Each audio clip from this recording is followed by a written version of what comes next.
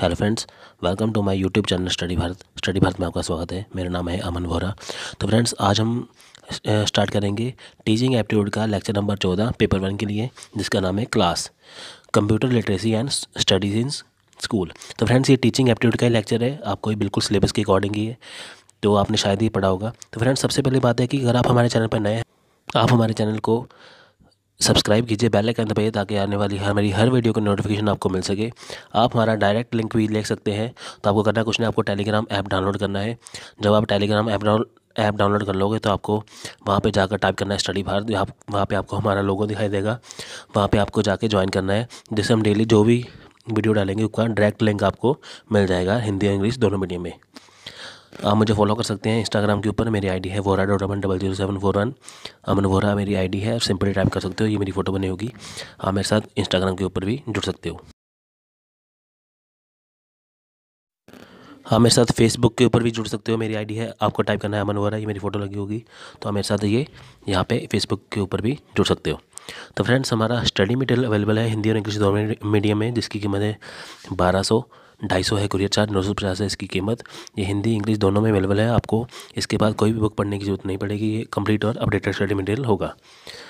तो आप हमें कांटेक्ट करिए इस नंबर के ऊपर, आप अपना पूरा नाम और पूरा पता सेंड कीजिए। स्टडी मटेरियल लेने के लिए आप हमें ईमेल भी कर सकते हो, बाकी की पूरी जानकारी आपको वहाँ पे दे दी जाएगी। तो चलिए शुरू करते हैं आज का लेक्चर। हेलो फ्रेंड्स, तो फ्रेंड्स आज हम आपके सामने लेके आए हैं एक नया टॉपिक, क्लास, यानी कि computer literacy and studies in school. तो फ्रेंड्स, ये जो आपके सामने नया टॉपिक लेके आया हूँ, तो देखिए नया टॉपिक है। तो पहले मैं लेके आया था स्टेशन टीचिंग का, तो कुछ बच्चे कह रहे थे कि ये सिलेबस के बीच में है नहीं। आप सिलेबस को बिल्कुल ध्यान में पढ़िए, ध्यान से देखिए। देखिए, सबसे पहली बात है कि आप जब सिलेबस को देखते हो ना, तो सिलेबस को देखते समय ये देखिए कि उसमें जो उन्होंने लिखा होता है कि टीचिंग एप्टीट्यूड में ये आएगा वो आएगा, तो आप उसको ये मत समझिए कि जो उसने लिखा है वही आएगा, उसको आपको गहराई से पढ़ना होगा।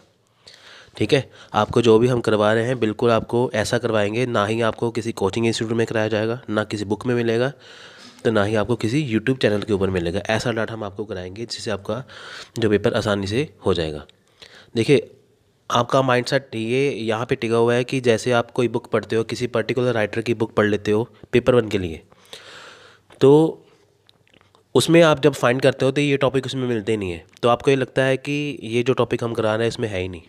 तो देखिए, सबसे बड़ी बात ये है कि जो आप पहली बात है, जब आप पेपर 1 के लिए कोई बुक लेते हो उसकी आप अच्छे से प्रेपरेशन कर लेते हो। प्रेपरेशन करने के बाद जब आप एग्ज़ाम देने जाते हो तो आपके सामने कुछ ऐसे क्वेश्चन आ जाते हैं, तो आप ये कहते हो क्वेश्चन ये हमारे सिलेबस में थे ही नहीं, ये बाहर से आ गए।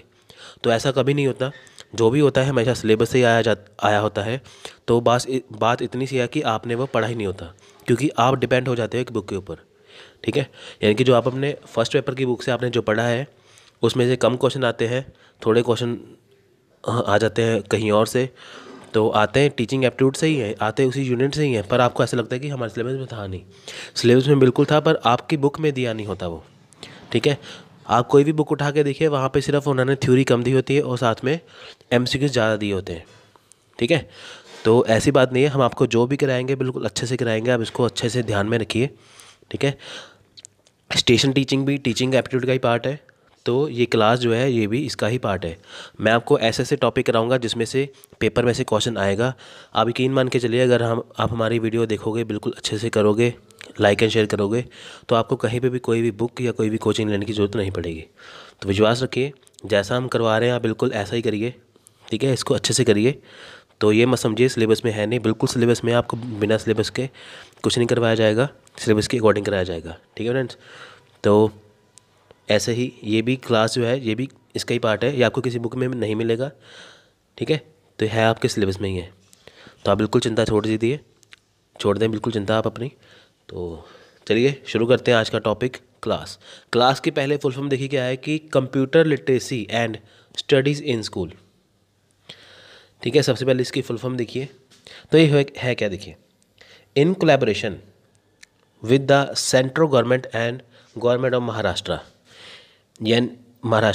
a software and hardware company, a software and hardware development company based in Pune called Grovel Information India Private Limited is provided educational software to rural schools in Maharashtra, India. अब इसका मतलब समझते क्या है। कहते हैं कि पुणे में स्थित एक सॉफ्टवेयर और हार्डवेयर डेवलपमेंट कंपनी है जो कि जिसका नाम है ग्रोवेल इन्फॉर्मेशन प्राइवेट लिमिटेड। उसने क्या किया है कि महाराष्ट्र सरकार और केंद्र सरकार के सहयोग से महाराष्ट्र में ग्रामीण स्कूलों में जो शैक्षिक सॉफ्टवेयर उपलब्ध करा रहा है। यानी कि है क्या, जो ग्लोबल इन्फॉर्मेशन प्राइवेट लिमिटेड जो एक कंपनी है हार्डवेयर सॉफ्टवेयर की, उसने महाराष्ट्र में एक सॉफ्टवेयर उपलब्ध करवा रहा है। ठीक है, सॉफ्टवेयर जो है वो उपलब्ध करा रहा है किसके लिए करा रहा है वो, ये इसलिए करवा रहा है कि क्योंकि इसका लक्ष्य है कि जो रूरल जो गांव के स्कूल हैं, ठीक है, जो गांव के स्कूल हैं उसके लिए ये एजुकेशन सॉफ्टवेयर प्रोवाइड करा रहा है। जैसे गांव में जो बच्चे हैं वहाँ तक वो कहीं जा नहीं पाते, ठीक है, उनको ऐसा सॉफ्टवेयर प्रोवाइड कराना कि जिससे वो भी पढ़ सकें। Globals goals is to contribute implementing information technology यानी कि IT literacy programmes through its educational software. यानी कि जो ग्लोबल है उसका लक्ष्य है कि अपने शैक्षिक सॉफ्टवेयर के माध्यम से सूचना प्रौद्योगिकी यानी कि आईटी जो है इंफॉर्मेशन टेक्नोलॉजी है, साक्षरता कार्यों को लागू करने में योगदान करना है।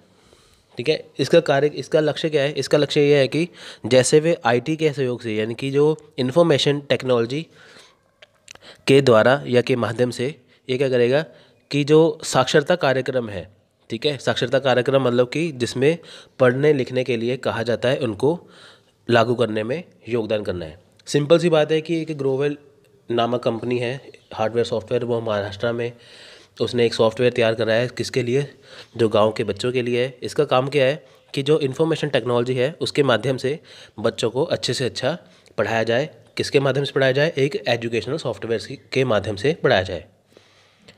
There by empowering children as well as rural dwellers with IT skill, जिसमें बच्चों के साथ साथ आईटी कौशल वाले ग्रामीण निवासियों को भी सशक्त बनाया जा सके। यानी कि इसमें किसको बढ़ाने के लिए मिलेगा, बच्चों को तो मिलेगा ही, साथ में जो आईटी कौशल वाले हैं यानी कि जिसमें इंफॉर्मेशन टेक्नोलॉजी में जो काफ़ी आगे हैं ग्रामीण निवासी, ठीक है, उनको भी सशक्त बनाया जा सके। यानी कि कुछ गाँव में जैसे बच्चे होते हैं उनको तो पढ़ाना ही है, साथ में जो इंफॉर्मेशन टेक्नोलॉजी के जो गांव के निवासी हैं उनको भी थोड़ा सा सशक्त बनाएं, ठीक है, उनको भी थोड़ा पावरफुल बनाएं। Its ultimate aim to help bridge the digital divide,